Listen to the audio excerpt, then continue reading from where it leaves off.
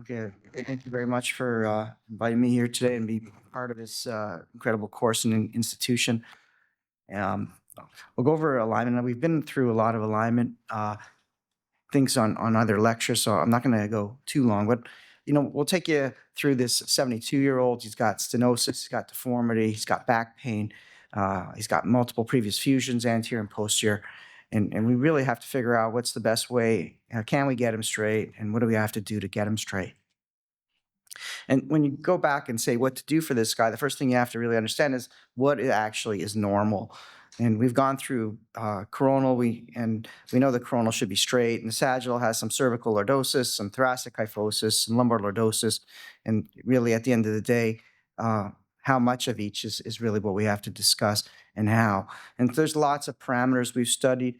And they all have a lot of different meanings. We all know that the pelvic incidence is very important and equals to the pelvic tilt and the sacral slope. And that we all know as well that most patients will actually stand in the most comfortable position. So based on their pelvic incidence, they're going to dial in whatever lordosis or kyphosis they need to stand straight. And on average, there's been multiple papers, and they all come up kind of with the same thing, that there's about 52 degrees of pelvic incidence as an average, with an average tilt of 12 and a sacral slope of 40. And the lordosis and the kyphosis is somewhere a little bit more controversial. And part of that is because we actually don't even know how to measure lordosis. And a lot of the papers don't discuss what we usually measure. Most of the ISSG is L1 to S1, but you can see that just on this particular case, we can have three different values for the lordosis with a range of 10 to 65 degrees because the patient has a thoracolumbar kyphosis. And if you use the maximal lordosis, which is the Rousseli method of inflection point to inflection point, you're going to get 65 degrees. But if you do a T12 or L1 to S1, you're looking at a 10 degree. And so how we measure lordosis is very important. And most likely, at the end of the day, the absolute value may be misleading for a lot of the studies that we've been reading and using as results. And there's, I look at it as there's global and there's segmental parameters. And, uh, you know, there's been a lot of talk on the age adjusted. Should everybody be treated the same? But the truth is, we don't treat everybody the same. There's very few patients that are very young that go to the pelvis. And most of our older patients go to the pelvis where we control things a lot greater. And part of the problems with the ISSG study for this is that it was based on outcome. And alignment and outcome are not alignment is only one component of outcome. If you bag someone's nerve, their outcome scores are not going to be good, no matter what their alignment is. And so you have to be careful with some of these. But the general trend is that we would tolerate some higher SVAs in these older patients for whatever reasons. And we know we just talked a lot about the Rousseli, and the Rousseli main component, I think, is the inflection point site. The inflection point will change based on the Rousseli type, and so. And our distribution of kyphosis to lordosis changes based on the Rousseli type. Most people will have a 12-1 inflection point, but the type 4s are going to have much higher ones. And you can see a scoliosis here with the red line. The inflection point's quite high, and you can see part of this correction is actually to bring that inflection point down to a more normal way. And that's kind of what we do on most of our deformities, trying to put our inflection point at a good spot and get a reasonably good balance. And how much of that is very difficult to say. So there are these global parameters, the SVA, the T1 tilt, the T1 PA, the pelvic tilt. And then just to make it confusing, we added PAs for every level almost, and with different values of means. That was done in the New York group, showing us roughly what to do. A lot of people like the T1 PA. The L1 PA, because you can just take an X-ray in the intraop and decide if you got them roughly where you want them, as a means of guessing segmental parameters based on these global figures. At the end of the day, I go back to the segmental and really to understand what I need to know and what I want to do at every level. Because if I'm going to do a burst fracture at T12 or L1, I know that it's about neutral at the thoracolumbar junction. But if I leave the rod straight, I'm actually not doing it right. So it may be overall straight, but really it should have a gentle S because there's a little bit of lordosis at the upper lumbar and a little bit of kyphosis at the lower thoracic. And so that you shouldn't make it perfectly straight. And that's why even though you use it globally, it should be zero. Overall, segmentally, it should not be zero. And to really dial in your rods properly is a very important component. And that's why I go back to this study from 1989, where one poor fellow measured 1 million x-rays on patients and came out with a calculation on how many degrees should be at every level. And, unfortunately, the part of these numbers are not perfectly right, and there's been a lot of studies, but you can look at this patient who had an anterior surgery. They take the discs out, they do anterior compression, and there shouldn't be 30 degrees of kyphosis between T8 and L3. That's just wrong. And if you look at segmentally overall, it's about 0. So you create this global deformity with all this compensation. You can see the pelvic tilt is almost 0. She hyperlordosis in the lumbar, and all this for really surgery that we didn't understand properly in terms of the sagittal plane at the time. But if you look the next level, I think this study was very important from the ISSG group as well, showing the segmental, the importance of segmental. And they measured a bunch of normals. And really what was important that no matter whether we had a low PI or an average PI or high PI, there was about 35 degrees of lordosis between L4 and S1 pretty much all the time. And so that if you did have a high PI, well, you had more lordosis in the upper, and that's why your inflection point was higher. And if you had a low PI, you're going to have less lordosis in the L1 to L4 region, and your inflection point will be a little lower.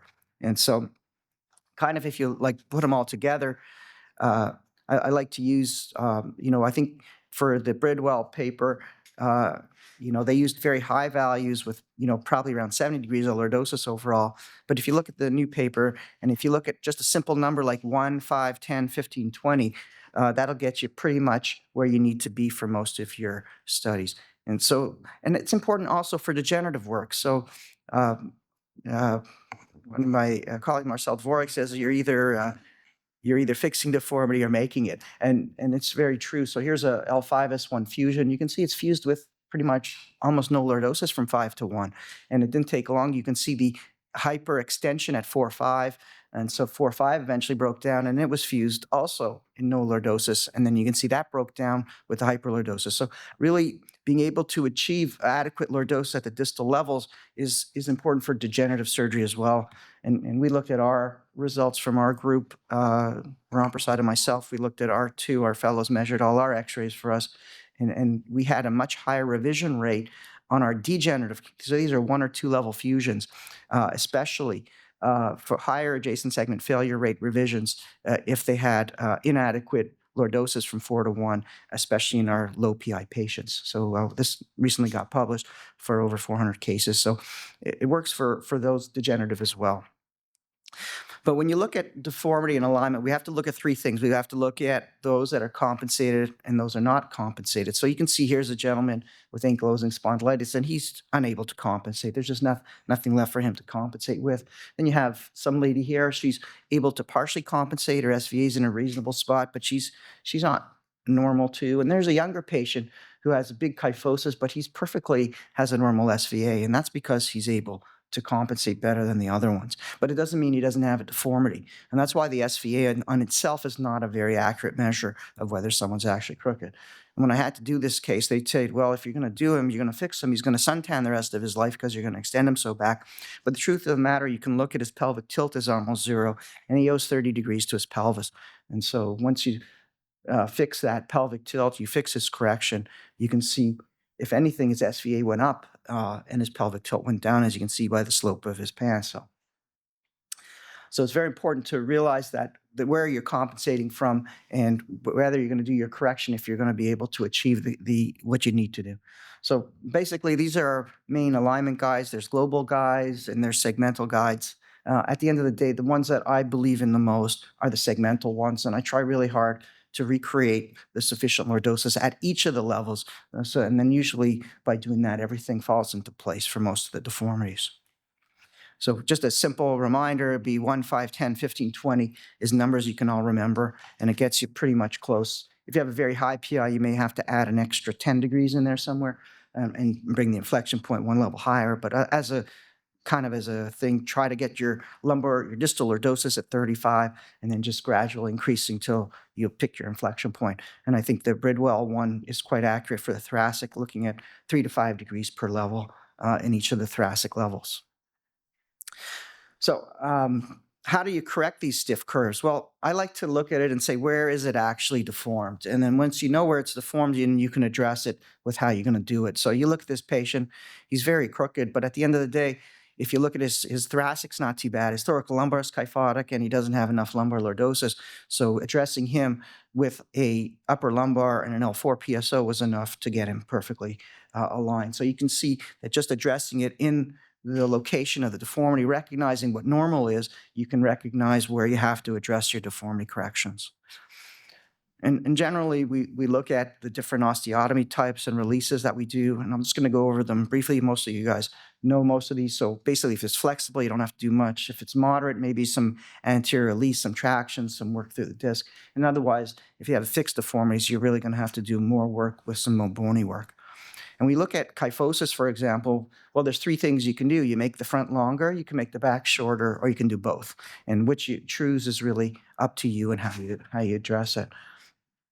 Schwab and all, they described the 6 osteotomy types.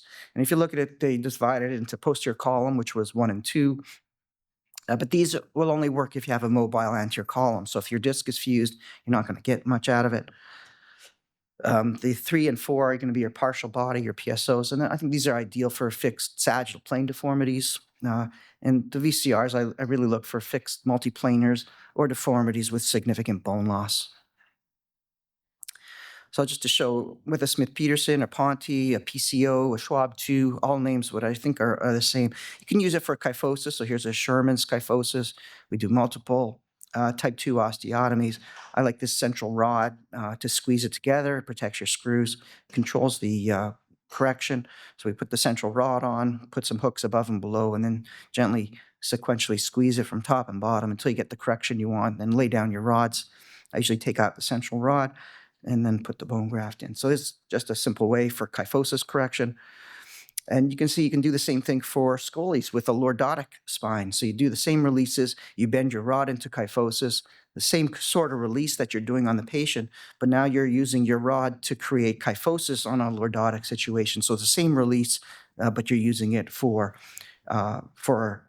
lordosis correction, giving you the desired kyphosis you want. And I do it for pretty much most of my scoliosis. You can do it for double major curves. Just bend your rod appropriately, pick your inflection point, and bend your rod the way you want to in order to get to the correction and alignment that you want. I really like the pedicle subtraction osteotomies for my fixed deformities, and they're very powerful. I think we're going to get Alekos is setting up to do one for us now, and we'll see. This is a true closing wedge. You subtract the pedicle so that you make room for the nerve roots when you close it down, so you don't want to bugger a nerve root into the foramen. And you can see we have it for ankylosing spondylitis. Again, I like to address where the deformity is, so you can see your neck looks fine. Her thoracic spine, if anything's okay, her distal lumbar spine. This is really a deformity concentrated in the thoracolumbar junction. And so you can see addressing just where the deformity is, even though her gaze is no good, doing an upper thoracic or a cervical osteotomy is not the answer. This patient needs to just a correction through where the deformity is, which is through and you can see just a double osteotomy, a PSO through the thoracolumbar junction, give her a nice alignment, correction of her gaze and everything. I like this variant, which I've been doing, which is this Hemi VCR or Hemi PSO. And generally, it's a lot of coronal deformity. And you can see you can get quite a powerful correction. So it's not quite, I don't have to shorten the front. I only take out the bone I need to. And you can see by doing this kind of a Hemi PSO or Hemi VCR, depending on how much correction you can get, you're really quite powerful in getting a lot of correction through these patients. You can see a nice deformity correction on a very difficult deformity. And I did it on this 14-year-old girl who had this pretty nasty proximal curve. And we combined a bunch of Smith-Peterson osteotomies with a Hemi PSO at the top to get the nice correction for her. The transdiscal, I usually use for infection or for post-traumatic deformities with some bone loss. And this is a very interesting case of a discitis right below the vertebral arteries. And we treated this with a T1 PSO, taking out the bottom of C7, really. And you can see the correction you get. And it dealt with the infection, it dealt with our deformity, and worked below his vertebral arteries and get a nice correction.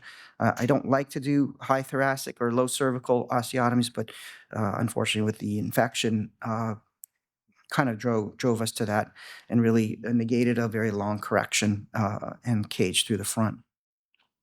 So the VCR I like to use for these large multiplanar deformities. There's a congenital deformity. Um, this one in particular is a bad NF patient with a very bad deformity. We did a single VCR with a bunch of lots of type 2 osteotomies to augment. This is kind of the way we do it. Do a wide decompression, get the spoon retractors in. I try to save the nerve roots. I take the concave pedicle out, then I put a temporary rod in to hold the concave side to prevent any translation. And you can see we completed the vertebrectomy, cut the discs above and below, removed the whole vertebra en bloc, and then reconstructed it with the correction with the rods. And I use a bony reconstruction for I use her ribs to reconstruct the posterior column, not to leave any gaps. And I actually get away with 2 rods for most of these osteotomies. And you can see we got a pretty decent correction on a pretty tough case. This is the rib graft I'm talking about. We published it for our tumor resections. Now it works really nicely. We did a series of Pancoast tumors, which we used the rib to reconstruct the posterior column, and really offloads the osteotomy. And for our 3-column osteotomies, we always reconstruct the posterior column. So you can see we published our series. We had no broken rods at the osteotomy level, pretty much by using these structural bony reconstructions at the osteotomy site.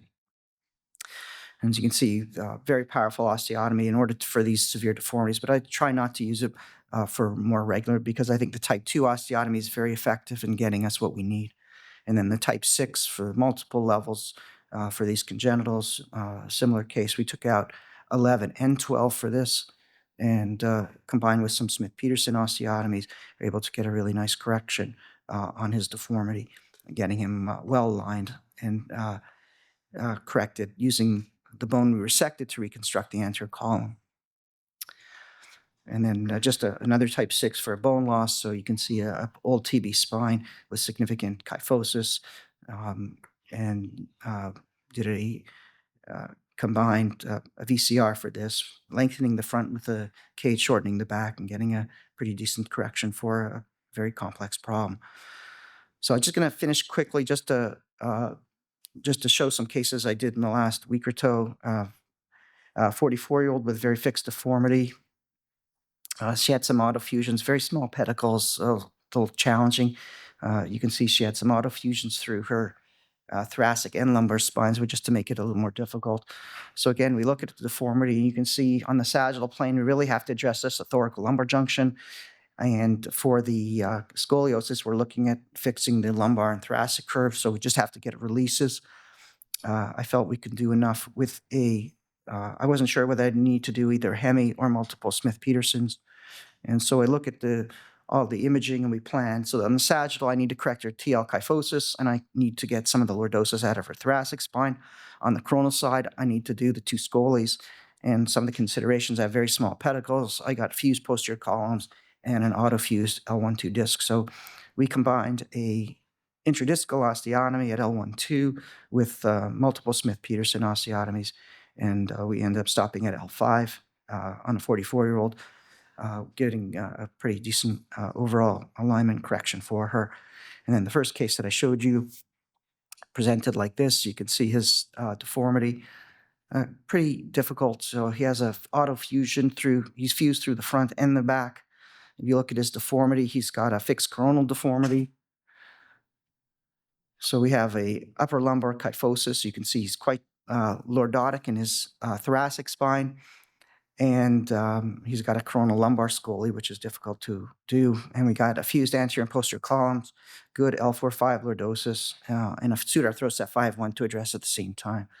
And so for this, we did a hemi PSO through L3, along with some multiple Smith-Petersons in the thoracic, and we're able to achieve the correction we wanted. You can see we used a double double iliac on one side and the dual-headed screws down to the S1 to get the correction. So and you can see this is what the hemi PSO looks like. You can see how we cut across, taking the pedicle just from below the pedicle and kind of convert it to a Smith-Peterson osteotomy. If you want lordosis correction too, then we cut more from the back than the front in order to get the lordosis correction at the same time.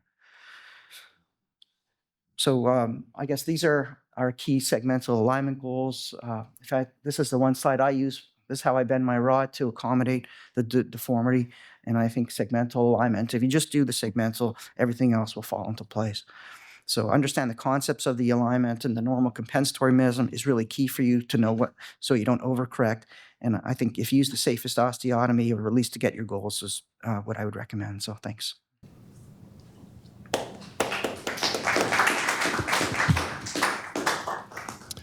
Some very challenging cases. Thank you for sharing with us.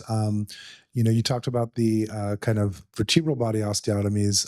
Also, some of those look like they had some rib deformities as well.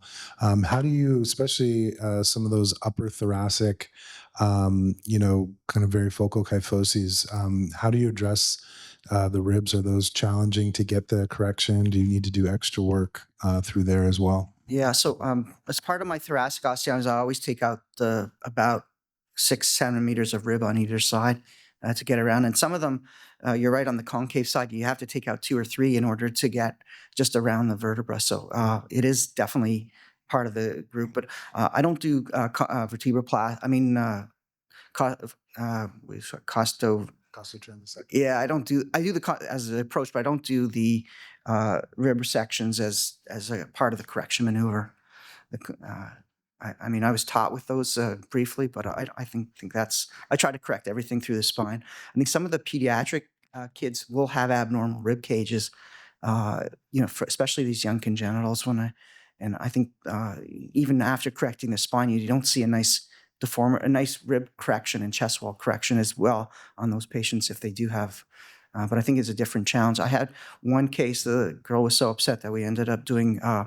I cut her ribs and plated them all in a nicer way. But I think I only have one case of that, and I don't want to say that's the way to manage it. But she drove me so crazy that I had to take care of it for her. So.